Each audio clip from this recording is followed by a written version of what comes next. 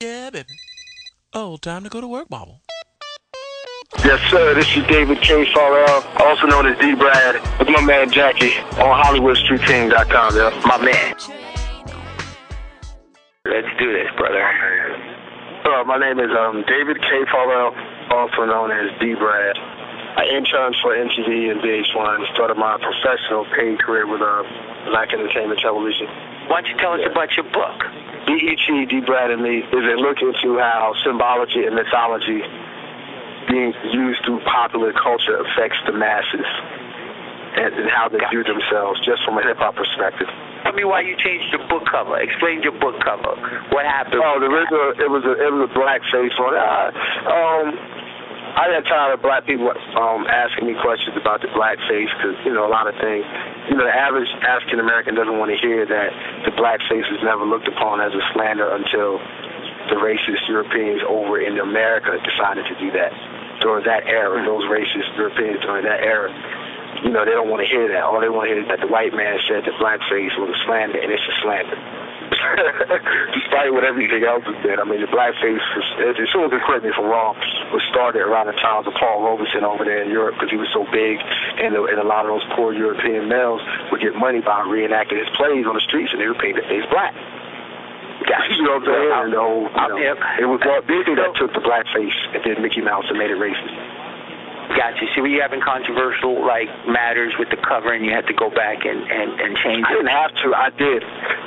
The one with the blackface on, that's the collector's. I'm pulling this book off the shelves in about another year anyway. I did it just because I was like, you know what? Let me do it. Let me just change it so that therefore no one feels offended by it, and people read it because that's what it's about anyway. Like, check out the information inside. All right, it's the cover biology that match. Whatever. Now, why don't you tell us about what Dave Chappelle told you about the business when you worked with Dave? Got to read the book on that one. Okay. You don't want to let it out on that? Dave was great. Dave, I don't even know if Dave would even recall me after all that he's been through. But at the time, for me, he was like a mentor. He told me a lot. I compared it to like, you're sitting on the bench behind LeBron James. You don't never get in the game, but you practice against LeBron. When he comes out of the game, he'll give you pointers and tell you why he did what he did. So then, especially if you're nice on your own anyway, and the only reason why you're not playing is because behind LeBron, when you go to another team, you're going to be an all-star because you don't learn, and that's how it was with Dave Chappelle. Like, I learned that he would tell me, why he would do certain things and why he would take things all the way to the left and, things of that nature. He's like, you go as hard as you can go because it's the station's job to edit.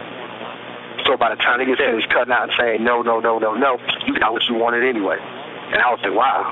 And that's why Chappelle's show was so wild because, y'all, people didn't see the stuff that what was on the cutting room floor was the funniest material you would ever want to see in your life. There's a whole lot of stuff that we didn't get to see, what you're saying. Oh, no. Really? Nah, man. Some of this funniest material never saw the light of day. So Comedy Central got a whole bunch of stuff laying on the floor for Chappelle's show, from the Chappelle show. Yeah, because we was working 18-hour days. Like, yeah. Okay. What's the craziest thing that you saw in the entertainment business since you've been involved in it? What's the craziest thing you saw? I wrote about it in my book when I was on the yacht, and it was the craziest thing because I was so new to the industry. And I had never been, to a record label, yacht party before, and it was just crazy, and the bros was wild. But I wrote about it in the book because it ended up being a very interesting experience. You can't share some of it with us, break them off a little. Nah, not that one. You want to leave that a mystery? Yeah, that's a little story that they get it at a time. But I mean, it was like for instance, I know that one of the more interesting experiences I had was in 1998, 99, Will Smith's movie Enemy of the State came out, and they premiered it in D.C. and they sent BET over there, and they were like, with BET, be professional, or no photos, or I had to speak to just, let the cameraman do his B-roll. But the problem was no one had told me that Jada Pinkett was going to be there. And I had a crush on Jada Pinkett since she was on A Different World. She was the greatest thing ever to me. So I snuck this little Instamatic camera by the very company. It was really boring to me. I thought it was whack. I was like, it was my first experience. I was like, on TV, it looks better than this. But make a long story short, all the black Regina King is there. And what was interesting was that all the black actors were coming to me because I didn't realize I was the only black person on the carpet. So they would come to me, and it's funny because the X-Men movie just came out, and Lisa Bonet and Lenny Kravitz's daughter Zoe was there with Lisa Bonet, and Zoe was about 7 or 8, and she had on this devil's outfit. Well, like I took a picture of it too, but I just didn't put it in my book. It's funny that like now she's in this X-Men movie, like she's full grown and fine as hell. You know what I'm saying? Like, you know, Zoe Kravitz is hot.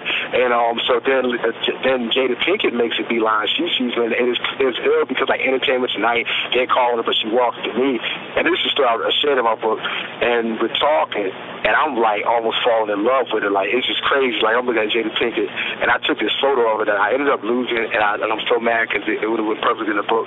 And she posed for me and everything on this Instamatic camera on a red carpet. And then suddenly, Will Smith, in the middle of an interview, looks over his shoulder because I see him and makes a beeline to Jada. He gets his woman, turns his back, like turns to the side, and tongue kisses her. And I'm still standing there, like dead in my face. And then gripped his girl up and turned his back. And I knew Jada knew I felt crazy because she looked back and gave one of them apologetic waves and mouth goodbye to me. Yo, I lost my crush right then and there, yo. How dare Will Smith kiss that fine ass like that in my face? You must have seen the way I was looking at her. I was looking at Jada like she was the last piece of meat, and I was a carnivore, boy. I was trying to think of some way to like try to pass my number up. I really was. In my mind, I'm thinking like, what can I say? Right when I thought like, okay, I just tell me we want to do a story on my show. That's when Will walked up, and I was like, oh man. Tell us where we can get your book. Tell the readers where they can get your book. The listeners, you know. The name of the book is BET, D. Brad and Me. It is available on Lulu.com.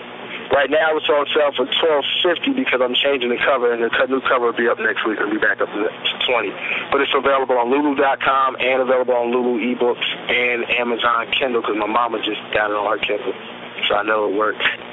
And there's a lot of great stuff in there. Like I talk about my sexual harassment issue with the current president of BET.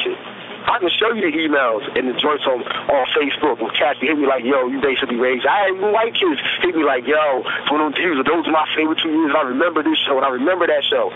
To this day, not one person has come out after 4 years and said anything that I said in that documentary was incorrect. My senior producer read my book. His only comment was, you're a great writer. He didn't say the stories I told was untrue. Yeah, baby. Oh, time to go to work, Bobble. Yes, sir. This is David K. Farrell, also known as D. Brad, with my man Jacky on HollywoodStreetTeam.com. Yeah, my man.